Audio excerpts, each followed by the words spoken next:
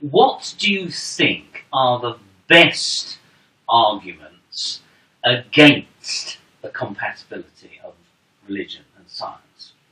Well, the best answers are, of course, not so much science, but just the way the world is.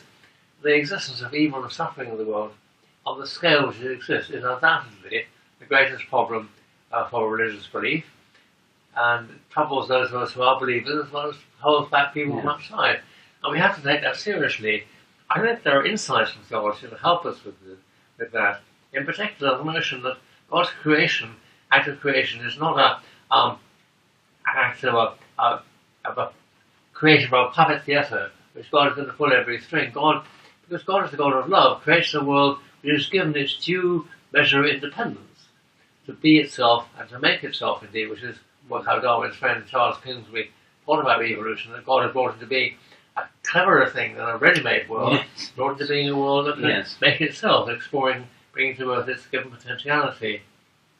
And that's how I think that's how I think about it. So God as creator is not a once and for all act, snap the five fingers and everything's perfect. It's an ongoing process, continuous creation, as we like to say.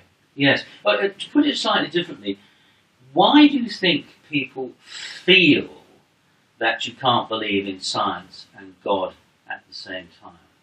Well, I think a lot of people believe it without really thinking about it very much. It's become just a commonplace of our society. And of course you have to choose one or the other. And that isn't helped by the work of fundamentalists on both sides. It grieves me very much to see Christian people who refuse the insights of science. They're people who I'm sure are perfectly seriously trying to serve the God of truth, and they should welcome truth from whatever source it comes. Well, obviously not all the truth comes from science. Science is too limited in its approach to things for that to be true. That is part of the truth. We should take that absolutely seriously. But people get this impression, and not many people really go into it. I mean, I've been very struck by the fact that the God delusion sold, 1 million copies or something like that. It's, in my view, a very bad book.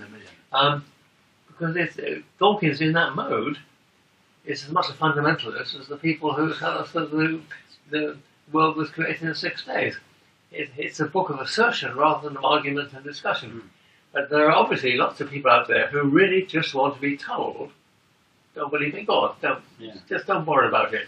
And I think that's because, obviously, believing in God, one of the ways in which scientific truth and religious truth differ is that religious truth is more dangerous than scientific truth. It has implications for how you behave and how you live your life.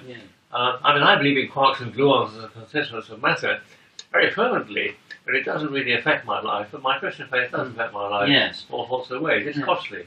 Yes. Do you think that it's possible to believe in science in the same way as one believes, say, in God?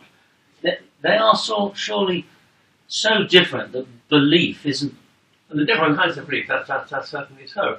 What I would say is that both in science and religion, we are dealing with motivated beliefs. Some people think that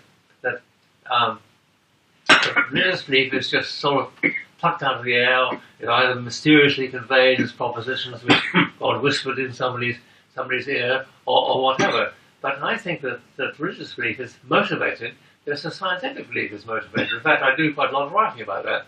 But of course, the motivations are different, but the kinds of beliefs are different. But I mean, for me, the Bible, for example, is not a divinely guaranteed textbook where you just look up all the answers and then just parrot them forth. It's much more like a laboratory notebook, which records the experience and encounter with the divine reality of generations of people over a long time. I mean, to share in their experiences by reading the Bible in that sort of way. So it's not here's the answer to everything sort of book. It's a book, here's a key to understanding, here's a way into understanding the rich complexity of the world. Presumably, when people say they believe in science, they mean they believe in the scientific method. When you say I believe in Christ, you are believing in a person. Well, that's so different. Yes, I mean, science is a wonderful activity and marvelously successful, of course. But its process of success or the modesty of its ambition.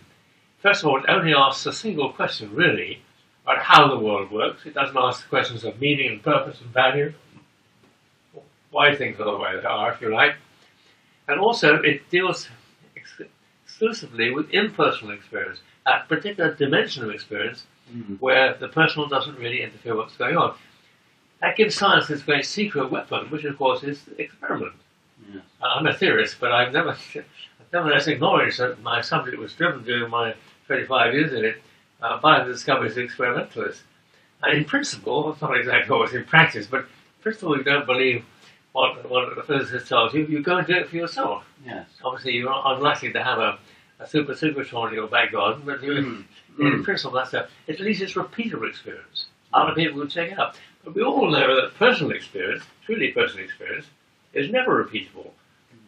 We never hear, say Beethoven Late Quartet, same way twice, even if we play the same disc. There is that inevitable element.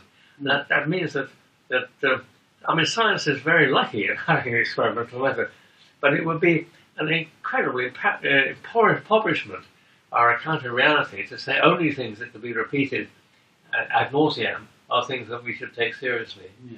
Yes. Beneath your approach, of course, is a very passionate and deeply held view of the unity of knowledge. That's absolutely right. And yes. of motivated belief. Do you think in any way that the problem in the polarization of believers and non-believers in science is that some people are hardwired only to accept one world picture at a time? I mean, you can accept two because you see them as part of a single impulse. Well, I don't know whether that's... I don't think people are hardwired in that way. I don't think it's impossible for people to take more than one view because there are more than one levels of encounter with reality. I mean, sometimes when I'm chatting with my scientific friends who aren't believers about this sort of thing, I say to them, what do you make of music? From a scientific point of view, music is vibrations in the air, impinging on the eardrum. And of course that's true, up to a point. But it hardly solves the mystery of music. And most scientists are very keen on music, so that's, you have to find a sort of link point. Yes. Music is the religion is much more like music than about just analysing things.